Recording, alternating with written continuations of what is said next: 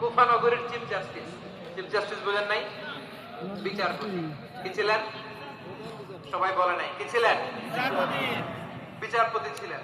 এবং ওনার যে ফিকহি জ্ঞানের ধারা, এটাই আলকামা, ইব্রাহিম আন-নাখাই, হাম্মাদ ইবনে সুলাইমান হয়ে ইমাম আবু হানিফা পর্যন্ত পৌঁছেছে।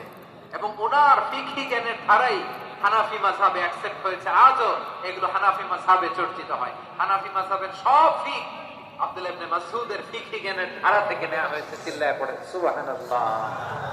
তাহলে ওনাকে বিশ্বনবী বানিয়েছেন জুরিস্ট, আইনবিদ, ফাকিহ।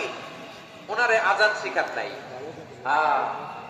হিউম্যান রিসোর্স ডেভেলপমেন্ট কিভাবে করবেন, মানব সম্পদের উন্নয়ন কিভাবে করতে হয়, কিভাবে যার যেখানে প্রতিভা কাজে লাগাতে হয় উনি দেখিয়েছেন। সুবহানাল্লাহ পড়বেন না?